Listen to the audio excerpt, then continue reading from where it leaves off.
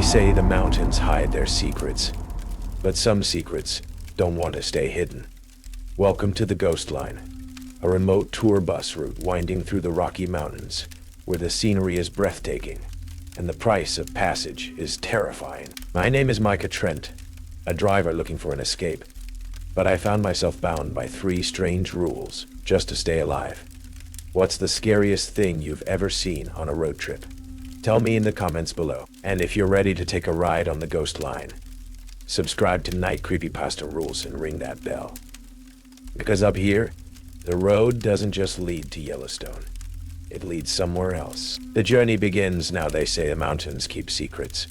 And after that last run through the Rockies, I know it's truer than any map could tell. I took the job driving tour buses between Colorado and Yellowstone to escape my own ghosts, figuring the endless pines and granite peaks would be a quiet penance for the twisted metal and the sirens that still screamed in my sleep. But this route, the one snaking through forgotten passes and past skeletal mining towns, came with its own set of commandments. 3 rules, etched into the grime of the driver's sun visor and the previous driver's shaky hand, supposedly to keep us alive. The air up there is thin, the radio signals die without warning, and the silence, well, the silence isn't always empty. Jake, the driver I replaced, he always scoffed at the 3rd rule, the one about the Lumberjacks. They found his bus empty on a clear morning, door swinging in the breeze, a fresh layer of impossible antique axe marks on the nearest pine. My name is Micah Trent. The weight of 3 lives lost under my command on a rain-slicked highway still sat heavy on my soul, a debt I figured I'd be paying off for eternity. This gig, piloting a gleaming MCI coach full of sightseers, felt like a parody of responsibility. But the solitude of the long drives, the rhythmic drone of the engine, it was a balm of sorts. Old man Hemlock, the dispatcher back at the depot, a man whose face seemed carved from petrified wood, had just grunted when he handed me the keys for the Ghost Line run. "Run? She's got her quirks, this route," he'd rasped, tapping a yellowed laminated card tucked into the visor. "Pay mine to mountains don't suffer fools." The rules were stark, almost childish in their bluntness. Never pick up hitchhikers wearing old mining gear after sunset. If you smell cooking meat but see no campfire, speed up immediately. When lumberjacks from the 1800s board your bus, they're the best guide you'll ever have. I'd almost laughed. Seemed like the kind of local folklore you'd tell tourists to spook them. But Jake's empty bus, that wasn't folklore. The current manifest was a typical mix. An elderly woman, Martha Bellamy, clutched a worn leather pouch that smelled faintly of dried herbs and muttered to herself as she boarded, her eyes darting nervously towards the darkening peaks. A young man, Tyler Nunn, all swagger and expensive sunglasses, loudly proclaimed his disbelief in anything he couldn't film on his phone. And then there was Alma Navarro, the tour company's assigned guide, young, bright-eyed, with an encyclopedic knowledge of geological formations and a disconcerting fondness for tales of lost prospectors. Our first major stop was Greaves Hollow, a cluster of weathered buildings huddled in a narrow valley, a place that seemed to exist outside of time. Harlan Greaves, the proprietor, emerged from the combination gas station and curio shop, a man whose smile didn't quite reach his eyes that were the color of a stormy mountain lake. He was full of folksy charm and tall tales, spinning yarns about phantom miners and whispering winds as he topped off the diesel. "Some say old Copperhill up yonder still has a heartbeat," he chuckled, gesturing towards a distant, forbidding ridge. "Mighty pretty detour up that way, if you're not in a hurry. Cuts a few miles off, and the view's breathtaking." He winked, a gesture that felt less friendly and more conspiratorial. Despite a prickle of unease I couldn't quite name, the lure of a shortcut and breathtaking views swayed the schedule. As we pulled out of Greaves Hollow onto a narrow, unpaved track that clearly hadn't seen much traffic, Martha Bellamy leaned forward, her voice a low tremor. "This road, driver, it smells of old sorrows, and the air, it's heavy, like before a bad storm. But there ain't no clouds." I glanced in the rearview mirror. Greaves was standing by his gas pumps, watching us go, his figure shrinking in the distance. He wasn't smiling anymore. The track Harlan Greaves had called a road was more of a scar on the mountainside.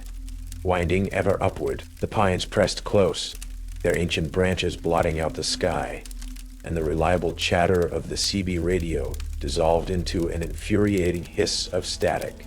Cell service had evaporated miles back. We were alone, a fragile bubble of humanity in an indifferent, primordial wilderness. The bus's engine, usually a comforting growl, seemed loud, almost intrusive in the profound silence. As dusk began to bleed purple and orange across the jagged peaks, it started. A smell, rich and savory, wafting through the open driver's window, cooking meat distinctly, like a spit-roasted hog or a thick steak sizzling over an open flame. My stomach rumbled reflexively before my mind caught up. "Anyone else smell barbecue?" Tyler Noon called from the back, his voice tinged with hopeful hunger. Several passengers murmured in agreement. I scanned the dense forest on either side of the track. Nothing. No wisp of smoke, no flicker of firelight, no sign of human habitation for miles.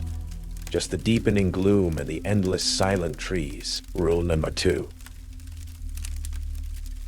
If you smell cooking meat but see no campfire, speed up immediately. A cold dread, sharp and immediate, cut through me. I pressed down on the accelerator. The big diesel engine roared in protest as we picked up speed, the bus lurching on the uneven track. "Hey, what's the rush, pal?" Tyler yelled, annoyed. "Maybe there's a diner up ahead." "Just trying to make up time," I lied, my knuckles white on the steering wheel. The scent was stronger now, cloyingly sweet, almost overpowering. It filled the cabin, thick and greasy. Marta Bellamy was pale, her hand pressed to her mouth, her eyes wide with a terror that mirrored my own. She was fumbling in her herb pouch, her lips moving in a silent prayer. I risked a glance at the passengers. A few looked queasy. One man, a quiet accountant type who'd been buried in a book since we left Denver, suddenly gasped, his face ashen. "I feel strange," he stammered, his hand clutching his chest, like something's been scooped out of me. His eyes were unfocused, his breathing shallow. The smell was everywhere, inescapable. It wasn't just meat anymore. There was an undertone of something else, something coppery and burnt, like overcooked blood. I pushed the accelerator to the floor, the bus careening dangerously close to the edge of the narrow track. Then, as quickly as it had come, the smell vanished, sucked away by the mountain wind, leaving behind only the scent of pine, damp earth, and a lingering, bone-deep chill that had nothing to do with the falling temperature. The accountant type slumped in his seat, his eyes closed, his color slowly, too slowly, returning. He wouldn't remember this moment. I knew with a sickening certainty. He'd just feel a little weaker, a little more hollow. The encounter with the Phantom Feast left an unspoken tension hanging heavy in the recycled air of the bus. Passengers whispered amongst themselves, casting uneasy glances out at the encroaching darkness. The peaks around us were now silhouetted giants against a sky the color of a fresh bruise. Sunset in the Rockies could be beautiful, but tonight it felt like a warning. We rounded a sharp, blind curve, the bus groaning under the strain, and there he was, standing by the side of the narrow track. Barely visible in the dying light was a figure, tall and gaunt, clad in what looked like faded, bib-style overalls and a battered felt hat of a design I hadn't seen outside of old photographs. A rusty pickaxe was propped against his leg. He raised a hand, a slow, deliberate gesture. A hitchhiker? Rule number 1. Never pick up hitchhikers wearing old mining gear after sunset. "Hey driver, stop." Tyler Noon was on his feet, pointing. "Look, an old prospector. Poor guy is probably stranded. We gotta help him." Other passengers murmured agreement, their earlier fear momentarily forgotten in a surge of misguided compassion. My gut clenched. The man's silhouette was all wrong. The way he stood, too still, too patient. The gear, it wasn't just old. It looked ancient. "Company policy," I said, my voice harsher than I intended. "No unscheduled stops on these remote routes, especially after dark. Policy." "Are you kidding me?" Tyler scoffed, striding down the aisle. "He could freeze out here. It's basic human decency, man." I kept my eyes on the road, on the figure that didn't move, didn't react to our approach. I could feel the weight of the passengers' disapproval, but Jake's empty bus, the ominous visor rules. They were a louder voice in my head. As we drew level with him, I risked a quick glance. His face was in deep shadow beneath the brim of his hat, but what I could see of it seemed unfinished, featureless, and the lamp clipped to the front of his hat, an old carbide type. It wasn't lit, yet I could have sworn I saw a faint, cold light flickering deep within the twin hollows where his eyes should have been. I accelerated past him. Tyler swore loudly. Mata Bellamy, however, let out a small shuddering sigh of relief and began to audibly mumble what sounded like a psalm. 100 yards down the track, I looked in the large side view mirror. The figure was still standing there, unmoving, watching us recede. Or rather, the dark shape of his head was turned in our direction. He hadn't lowered his hand. It remained raised as if frozen in that gesture of summons. And for a terrifying, heart-stopping moment, I thought I saw other similar figures stepping out from the deep shadows of the pines behind him, their forms indistinct, their mining gear glinting dully in the last rays of the dying sun. The rest of the night passed in a strained silence. Tyler sulked. The accountant type from earlier, whose name I now realized I couldn't quite recall, stared blankly out the window, a thin line of drool tracing from the corner of his mouth. He looked diminished. When we finally found a semi-level clearing to pull over for a mandated rest break, the mountain air was frigid, the silence absolute, broken only by the nervous coughing of a few passengers. The stars, when I stepped outside the bus, were brilliant, cold, and impossibly distant, like the eyes of indifferent gods. Dawn broke cold and gray, the sun struggling to penetrate the high-altitude haze. The enforced stop had done little to ease the tension. Sleep had been fitful for everyone, punctuated by the unsettling silence of the deep wilderness. As Alma Navarro attempted a cheerful head count before we set off again, her smile faltered. "Wait a minute," she said, her brow furrowed, counting again on her fingers. "We're one short." A ripple of unease went through the remaining passengers. We counted. She was right. Someone was missing. But who? A strange collective amnesia seemed to settle over the group. Faces looked blank. People struggled to recall who exactly had been sitting in the now empty seat towards the back. The accountant type. The one who'd felt ill after the phantom smell of cooking meat. His name, his face, the details of his presence had become frustratingly, unnervingly vague to everyone. It was as if he'd been carefully, surgically erased from their recent memories. Everyone except me. And Martha. It was Mr. Henderson, Martha whispered, her voice trembling, her knuckles white as she clutched her herb pouch. "Arthur Henderson." He sat right there. Said he was going to see the geysers. He looked so pale last night. I remembered him. His quiet demeanor, the way his eyes had glazed over. I walked to the empty seat. The upholstery felt unnaturally cold, a deep, penetrating chill that had nothing to do with the morning air. And on the floor beneath it, almost invisible against the dark carpet, was a small smear of damp, reddish-brown mud. It wasn't the loamy soil of the forest around us. It was clay-like with a faint, coppery scent. The kind of mud you'd find deep underground. Mine mud. A horrifying suspicion began to coalesce in my mind.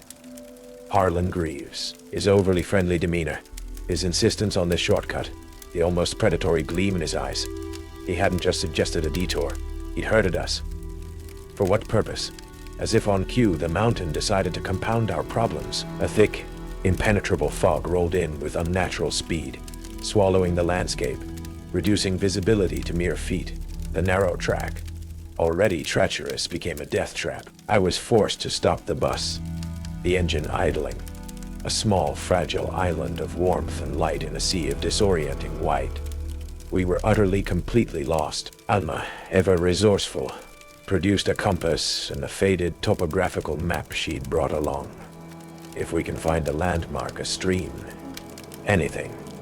She murmured more to herself than anyone else. She stepped out of the bus, disappearing into the swirling gray almost immediately. A few minutes later, she returned, her face etched with a new layer of confusion. Axe blazes on the trees, but they're old, really old, like 19th century old. They're leading deeper into the woods, not towards any road on this map. She shivered, pulling her jacket tighter. And the silence. It's like the fog itself is eating the sound. The sense of being watched, of being in a place where the normal rules of reality were fraying at the edges, was becoming overwhelming. Greaves had deliberately led us into a trap, and whatever haunted these mountains, whatever had claimed Arthur Henderson, was now closing in.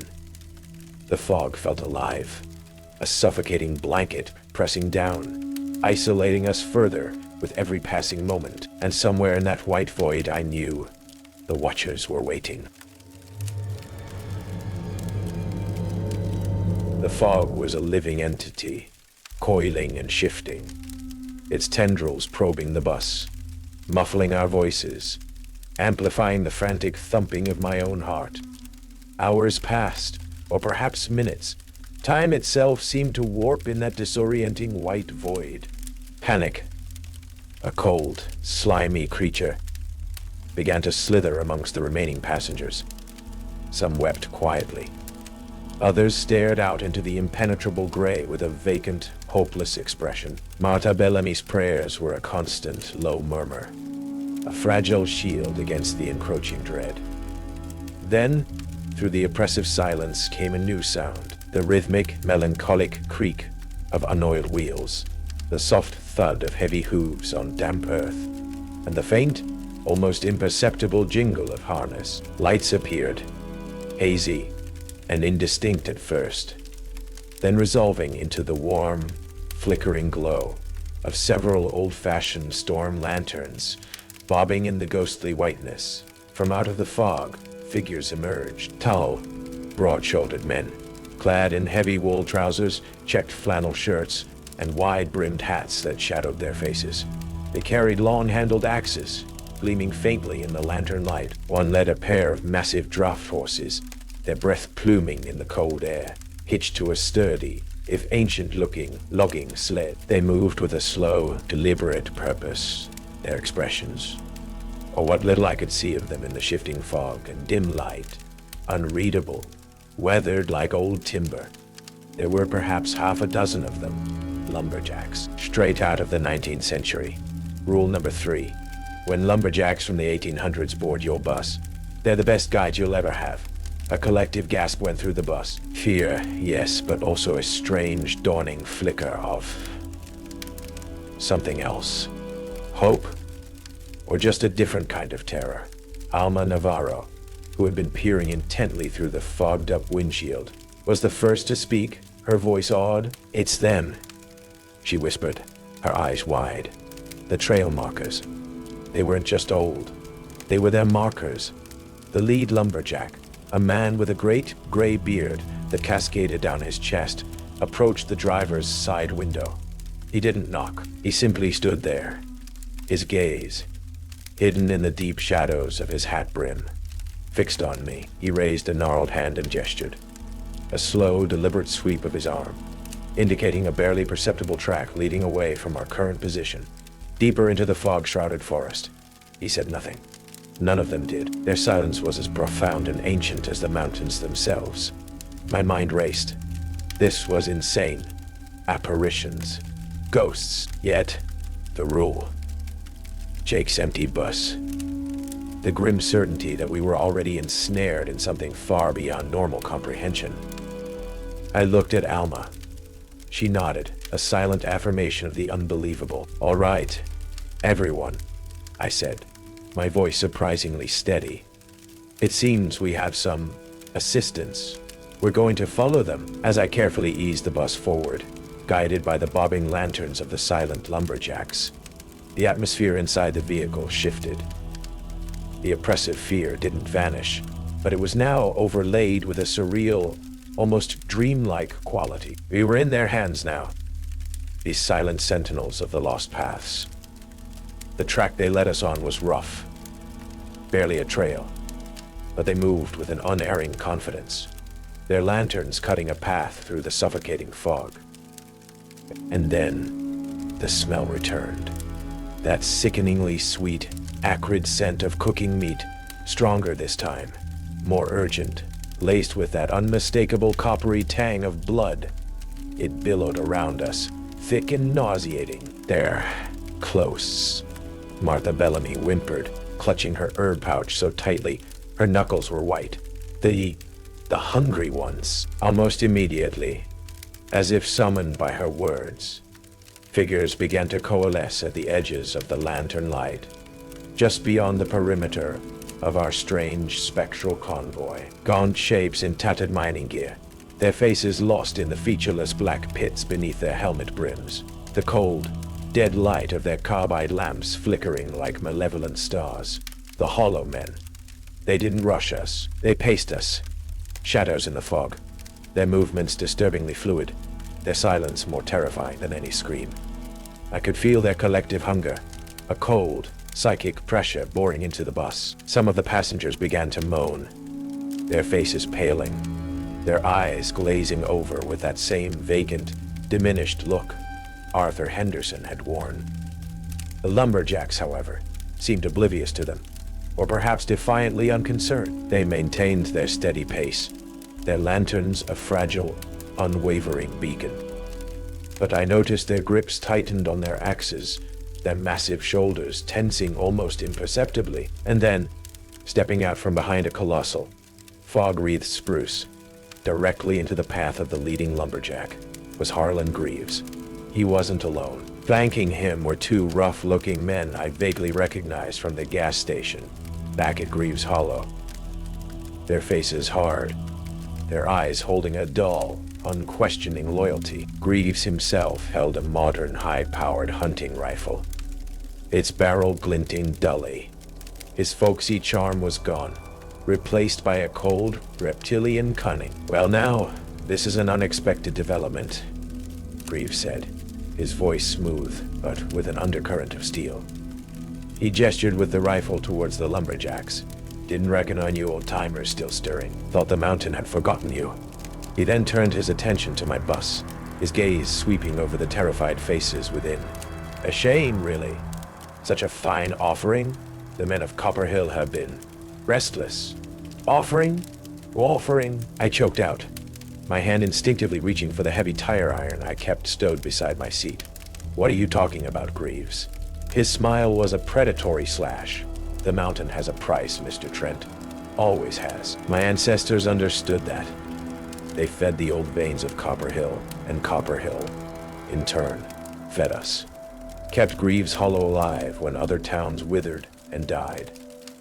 He gestured vaguely towards the surrounding gloom. "These entities, the Hollow Men, they are the toll, and they require sustenance. Tourists are so plentiful after all, and so very trusting." The lead lumberjack took a slow, deliberate step forward, his shadowed face unreadable. Greaves' rifle barrel twitched, centering on the old man's chest. Now, Jedediah," Greaves purred, a chilling familiarity in his tone. "Don't go getting any heroic notions. Your time is long past. This is my valley now, my covenant." The hollow men were drawing closer, their silent advance tightening the ring around us. The scent of phantom meat was overpowering. From deeper in the fog, I could hear a faint, rhythmic sound, like digging, like the slow, inexorable advance of 100 rusty pickaxes, striking stone. It was then that Alma, her face pale but resolute, pointed towards a narrow cleft in the rock face, barely visible through the swirling mist, a path the lead lumberjack had subtly indicated just moments before Greaves' arrival. "Micah! There! The passage." The game was clear. Greaves intended to sacrifice us. The hollow men were his instruments, or perhaps his masters. And the Lumberjacks, they were an older power, a different kind of mountain spirit, and perhaps our only silent hope. The air crackled with unseen energies, the fog itself seeming to writhe with the conflict of ancient, hungry things. The lead lumberjack, Jedediah, didn't flinch at Greaves' rifle. He simply tilted his shadowed head, and a low sound, like the friction of ancient stones grinding together, seemed to emanate from him. It wasn't a word, but it was a clear, cold challenge. The other lumberjacks shifted, their lanterns casting long, dancing shadows, their axes held at the ready. For a moment, two eons of mountain power faced off. Greaves, with his desperate, blood-soaked pact, and these silent, timeless guardians. Foolish ghosts, Greaves spat, his composure cracking. He gestured sharply to his two thugs. Keep the bus contained. The men will have their due. But as his men moved towards us, the hollow men, sensing the shift in dynamics, or perhaps impatient for their feast, began to close in with a terrifying, silent speed. Their featureless faces, those black pits that promised oblivion, turned towards Greaves' men. One of the thugs let out a strangled yelp as a gaunt, grimy hand, impossibly long, reached out from the fog and brushed his arm. He stumbled back, his face instantly paling, a look of vacant horror spreading across his features. He dropped his own weapon and began to babble incoherently. That was the diversion we needed. Now, I yelled to Alma, who was already at the bus door, wrestling with the emergency release. The lumberjacks moved with surprising swiftness. They didn't attack Greaves directly, but instead, two of them stepped between him and the bus, their massive forms creating a temporary, imposing barrier. Jedediah, with a final, almost imperceptible nod towards the cleft Alma had indicated, turned and swung his axe not at a person, but at the base of a towering, dead pine precariously perched on the slope above us. The sound of the impact was like a cannon shot in the unnatural quiet. The tree groaned, teetered, and then came crashing down with a sound like thunder. Not towards us, but directly onto the narrow track behind Greaves, blocking his line of retreat and kicking up a huge cloud of earth and debris. Greaves roared in fury, momentarily distracted. The hollow men, disoriented by the sudden noise and chaos, or perhaps by the lumberjacks' direct intervention, paused in their advance. Go! Go! Alma screamed, wrenching the bus door open. Open! I grabbed the tire iron, my heart hammering. Martha Bellamy was already ushering the few remaining coherent passengers towards the exit. We scrambled out of the bus and into the biting cold, the fog, and the terrifying unknown. The cleft in the rock was narrow, a dark, uninviting passage, but it was away from the immediate horror.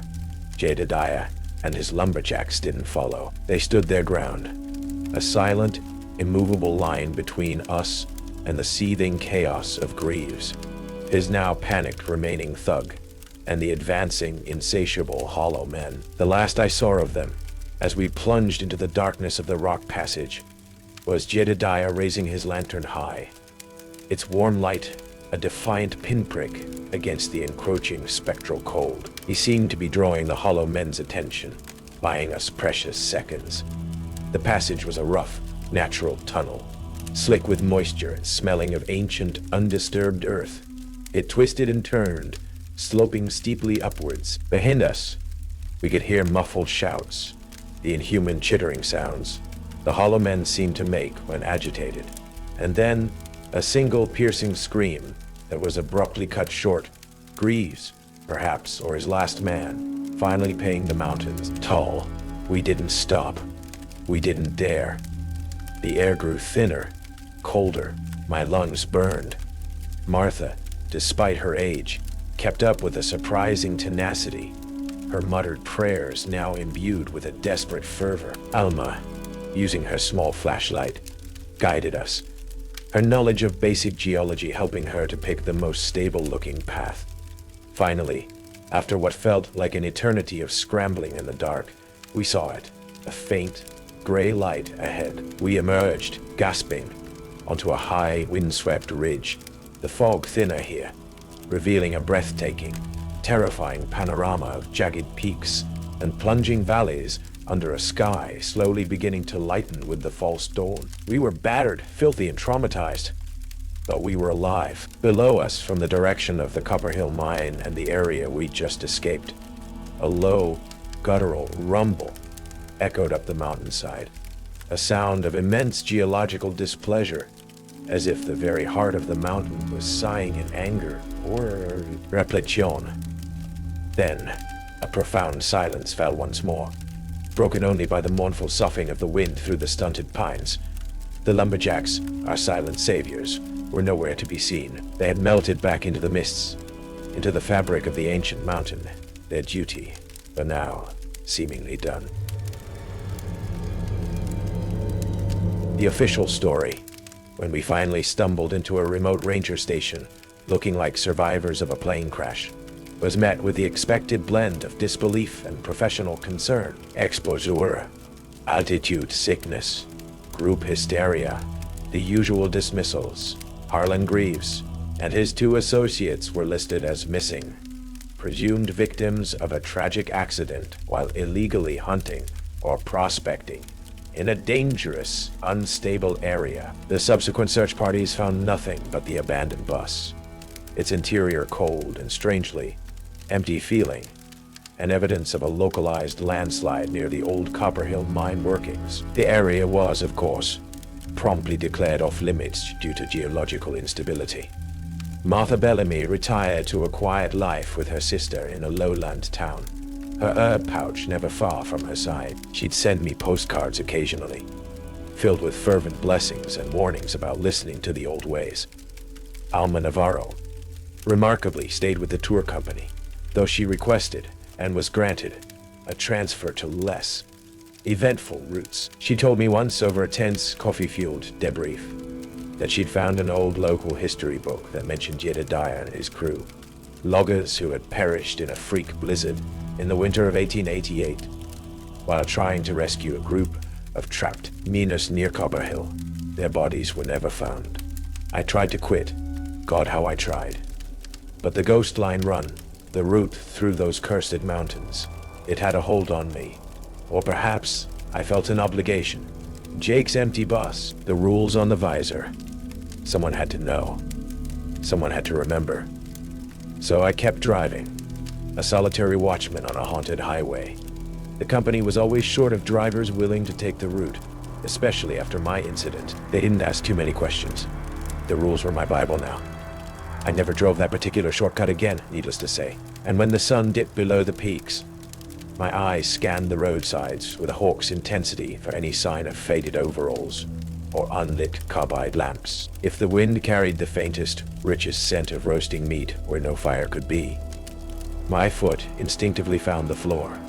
It was about 6 months later, on a late autumn run, the peaks already dusted with early snow. I was on a different, but still remote, section of the Rockies, a good 100 miles from Copperhill. The sun had just set, painting the sky in violent hues of purple and blood orange, and I saw him, just for a second, in my rear-view mirror. Standing by the side of the desolate, 2-lane blacktop was a figure, tall, gaunt, wearing what looked like ancient mining gear. His hand was raised. My blood ran cold. This wasn't their territory, or so I'd thought. Then, as my heart hammered against my ribs from the dense twilight forest on the other side of the road, another figure stepped out. Taller, broader, a wide-brimmed hat shadowing his face, an axe resting on his shoulder. He didn't look at me. He looked across the road at the hitchhiker. The air in my cab, which had just plummeted, seemed to steady. The hollow man, or whatever iteration of that hunger it was, slowly lowered his hand. He hesitated, then seemed to fade back into the deepening shadows, like a bad dream receding. The lumberjack remained for a moment longer, a silent, stoic guardian. Then he too turned and melted back into the pines. I drove on, my hands shaking, the cold sweat now a clammy sheen on my skin. The mountains kept their secrets, yes, and their old accords, their ancient unseen battles, were still being waged along these lonely roads. The rules weren't just for survival. They were a map of the peripheries, a guide to the thin places where the veils between worlds frayed. And I, Micah Trent, was just another drifter on the ghost line, forever listening for the next toll, forever watching for the silent guides in a land that never truly forgot and never fully forgave.